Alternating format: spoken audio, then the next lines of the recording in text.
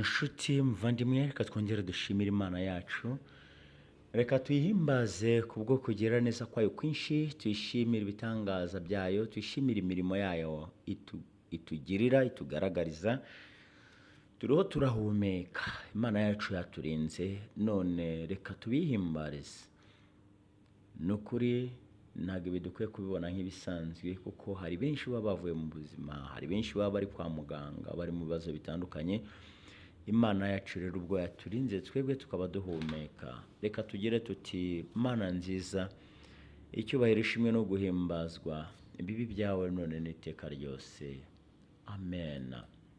Reka mbahe ikaze mu byigisho by'ishuri ryo ku isabato. Ni ibyigisho biyobora abakuze kwiga Bibiliya, ni ibyigisho by'igihembwe cya kabiri umwaka wa 2026, aho turi kwiga uburyo bwo gukuza umushyikirano tugirana n'Imana.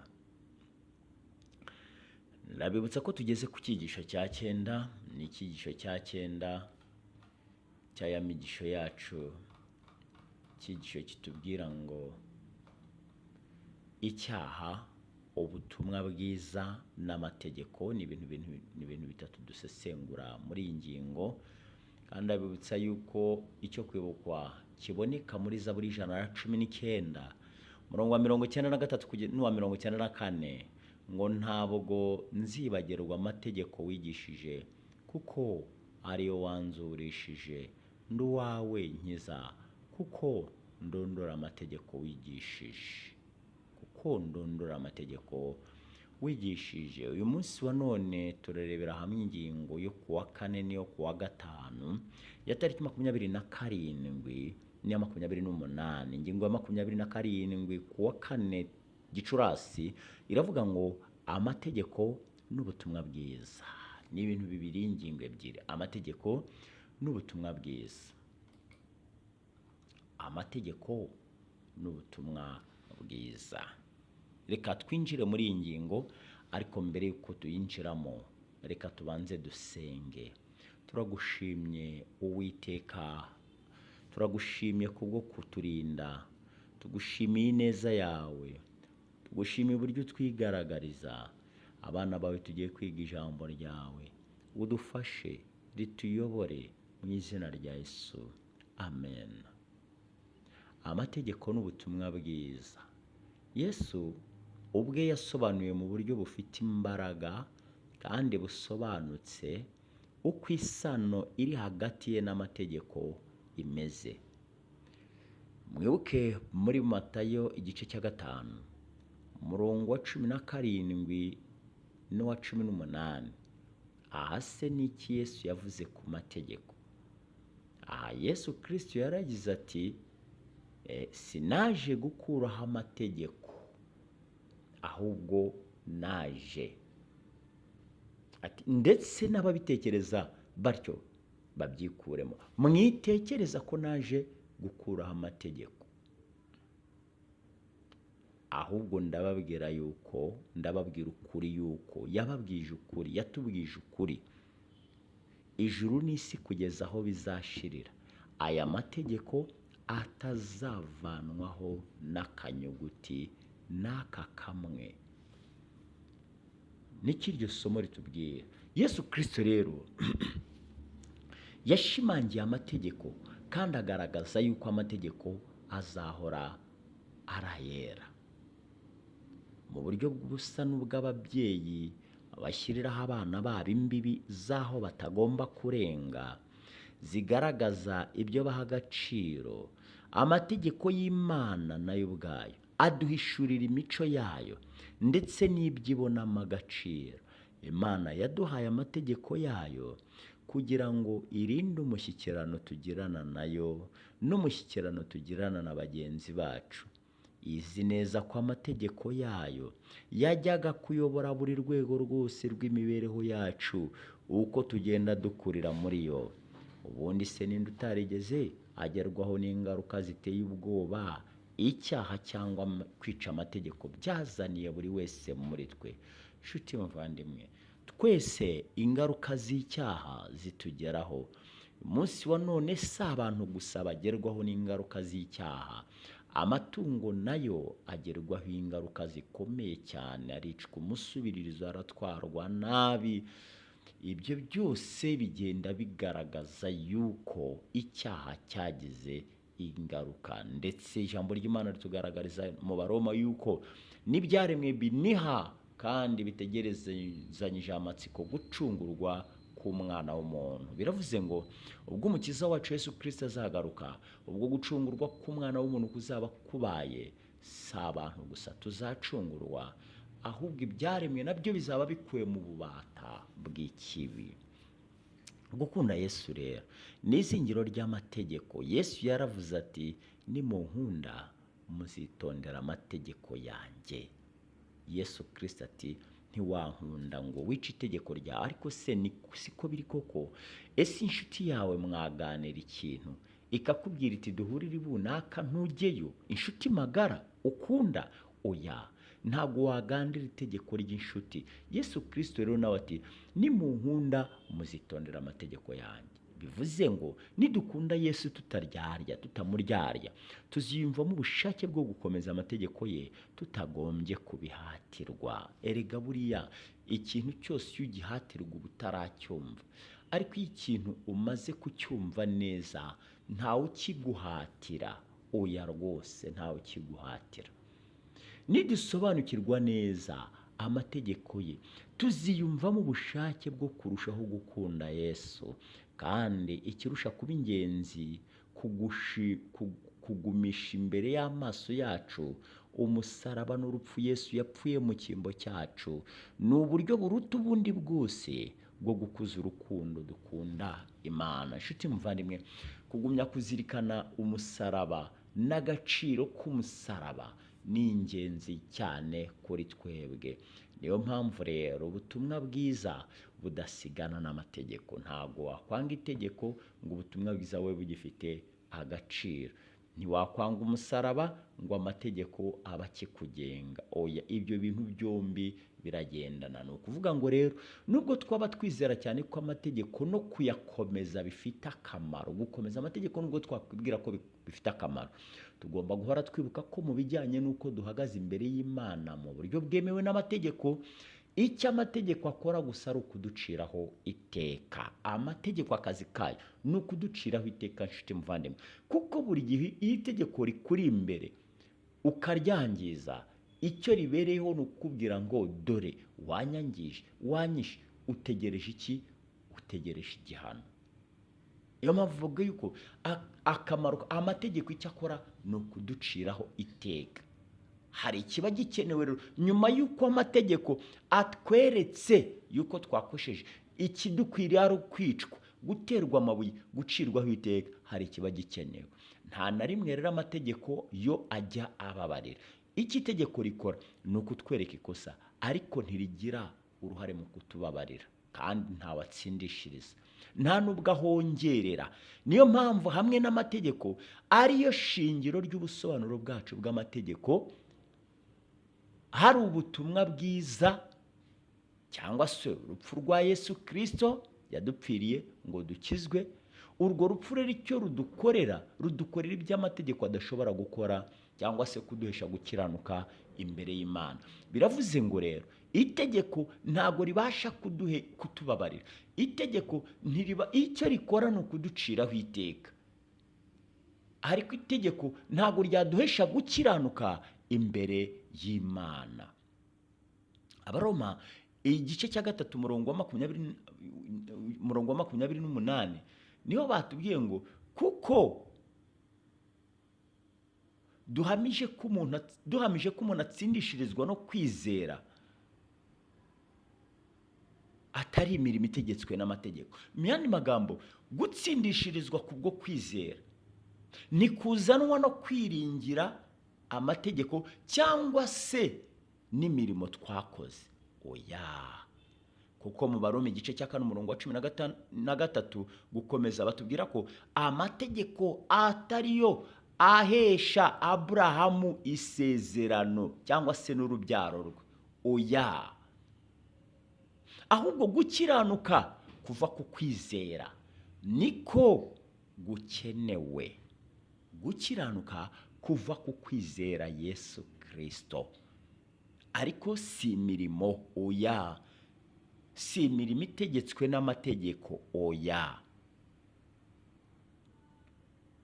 Mu Bagalatiya naho babivuzeho mu gice cya 2 umurongo wa 16 bati umuntu ntatsindishirizwa n'imirimo itegetswe n'amategeko, ahubwo atsindishirizwa no kwizera Yesu Kristo. Ukwizera rero igitambo cya Kristo uko konyine niko kudutsindishiriza.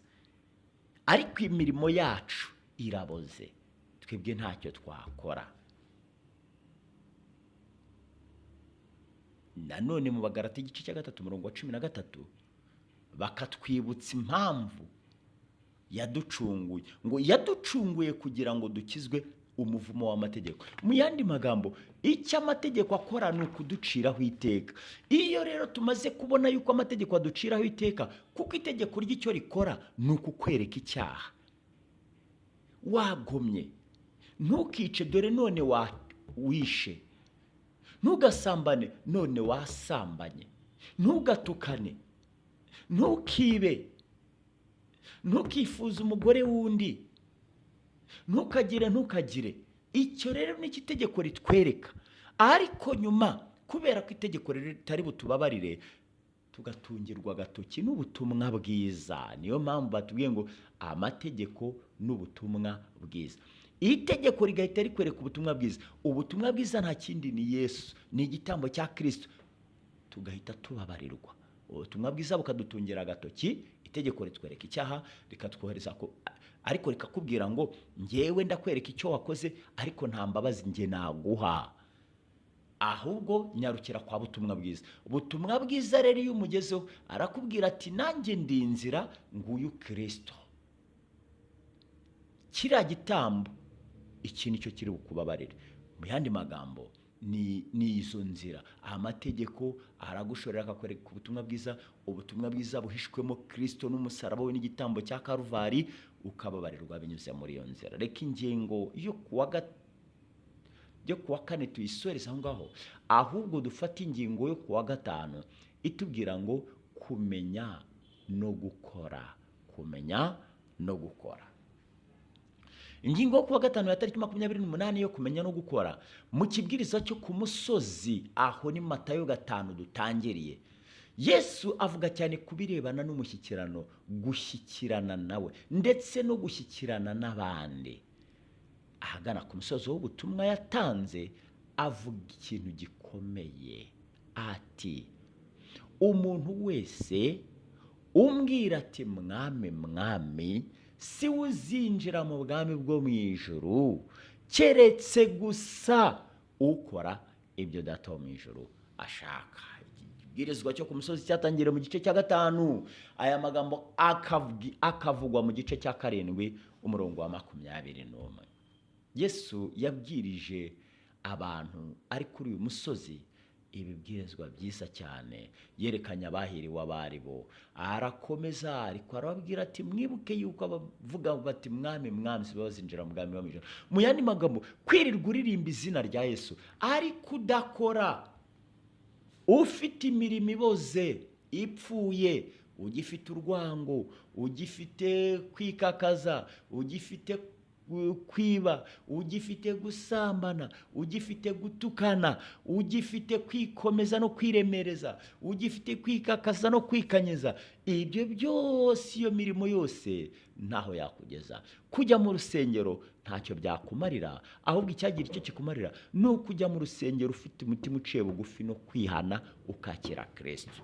Abantu benshi baguye mu kigare kwitwa izina ry'idini, kwitwa kuri mu idini gusa, ariko ibyo gukizwa imitima iri kure yabyo. Yesu rero asobanura ko abantu bamwe bazamwiyamaza kandi babe bazi ibye neza rwose, nyamara ariko batamuzi mu buryo nyabwo. Birumvikana ko gushaka ubumenyi ari ingenzi, kandi Bibiliya itubwira yuko ubwoko bw'Imana bushobora kurimburwa no kubura kumenya Imana, ndetse bigaterwa nuko banze kuyimenya nk'uko muri hose igice cya kane umurongo wa mbere n'uwa gatandatu n'uwa cumi batubwira ubwoko bw'Imana burimbuwe no kutamenya. Ntabwo rero dukwiriye na rimwe gupfobya agaciro k'ukuri kwa Bibiliya kw'ibihe byose. Bibiliya ni ukuri kw'ibihe byose, ariko uko kumenya nikuramuka kutaduhinduye ntigutume kwiyegurira Imana kwacu no kugendana nayo byimbika, ntacyo kuzaba kumaze rwose. Ubu ni bwo bugingo, niko Yesu yavuze muri Yohana 17 umurongo wa 3, ati ubu ni bwo bugingo. Ni ubuhe rero? Ko bakumenya, bakamenya ko ari wowe Mana y'ukuri, Imana yonyine, bakamenya n'uwo watumye ari we Yesu Kristo. Kumenya Kristo nibyo by'ingenzi byadukiza, kandi nyuma yo kumumenya tukamwizera, tukamwiyegurira. Rero Yesu yavuze ko ibisabwa kugira ngo umuntu yinjire mu ijuru ari ugukora iby'Imana ishaka no kuyimenya, kuko tudashobora gukora ibyo ishaka tutarayimenya. Iki ni cyo kintu gitanga ubusobanuro kandi cyumvikana abantu bitezweho. Umwana wawe navuga ko agukunda kandi inshuro nyinshi agakora ibyo umusabye gukora, ibikorwa bye biba byerekana uburemere bw'urukundo no kukubaha afite. Ntabwo umwana yahora aririmba ngo papa ndagukunda, ndagukunda papa, papa ndagukunda, ariko wamubwira uti enda ngo tume kwa kana kakakubwira ati oya sinjyayo, uwo mwana nta kubaha bafite. Ahubwo gukora ibyo iso ashaka, ibyo nibyo bigaragaza yuko ukunda so. No ku Mana rero nuko umwana wawe rero ntabwo yavuga ngo aragukunda ariko akagusuzugura. Mu buryo rero nk'ubwo nidukunda Imana tuzashaka gukurikiza ubushake bwayo, kuko tuzi yuko hari ikintu kirushijeho kuba cyiza tugomba gukora. Inyifato tuyigaragariza ndetse kuyumvira kwacu nko gusendera k'urukundo tuyikunda byerekana imiterere nyakuri y'umushyikirano dufitanye nayo. Yesu rero asoza ikibwirizwa cyo ku musozi asigira abamuteze amatwi ikintu gikomeye cyo gutekerezwaho. Nshuti muvandimwe, icyo yatanze rero ni ikihe cyo gutekerezwaho? Muri Matayo igice cya 7 umurongo wa 24 kugeza ku wa 29, umuntu wumva ayo magambo akayakomeza niwe uzaba nk'umunyabwenge wubatse inzu ye ku rutare. Nshuti muvandimwe, kuba umunyabwenge ni ingenzi cyane muri uyu mwandiko. Umuntu wese wumva amagambo ye, amagambo ya Kristo, ijambo ry'Imana, akarikomeza. Kurikomeza ni ugukora ibyo rikubwira, gukora ibijyanye naryo, ibihesheje Imana icyubahiro. Uyu kandi ngo niwe munyabwenge, umeze nk'umunyabwenge wubatse inzu ye ku rutare rwose. Naho imivu yaza, isuri igatemba, ntabwo iyi nzu izagira ikiba, kuko fondasiyo yayo yubatse ku rutare. Igihe twumvise rwose ubutumwa bwa Yesu, ntidushobora kubura kwiyumvamo ikibazo ndetse no guhinduka. Nyamara ikibanze ni uko amatwi yacu agomba kuzibuka n'imitima yacu ikakira, ku buryo icyitegererezo cy'imibereho irangwa no kugirana n'Imana umushyikirano gisigara ku mitima yacu bwite igihe cyose duhumetse. Imibereho yacu ishobora kubakwa kuri rutare no ku mugambi utunganye idufitiye. Iki cyitegererezo cy'umushyikirano wa bugufi ntabwo ari ibanga, cyerekaniwe ku mpapuro z'ijambo ry'Imana ryahumetswe kandi igiha buri muntu wese, amahitamo ya buri wese ku giti cye kucyemera kubwo kwizera, gusaba guhabwa gukiranuka kwa Kristo gutunganye, maze umuntu akabaho abarwaho gukiranuka. Inshuti muvandimwe, aya ni amahitamo ya buri wese. Kwemera kwakira Kristo, kandi ibi nibyo nkwifuriza mu bugingo bwanjye, mu bugingo bwawe. Utunze Kristo, ese Kristo utunze agutegeka iki? Kumwubaha muri byose, kugira neza, kumwenyurira abagusanga, kwishimira abagusanga, kubabarira abakugiriye nabi, kuba mu murongo w'icyo ijambo ry'Imana rigusaba, kuba umuturanyi mwiza nk'uko Aburahamu yari ameze, yari umuturanyi mwiza muri Kanani. Imana itugirire neza, iduhe kuyinambaho kandi iduhe gukurikiza amategeko yayo, iduhe kwinjira mu butumwa bwiza kandi iduhe gukunda Kristo n'ibye byose. Nibyo mbasabira mu izina rya Yesu, amen.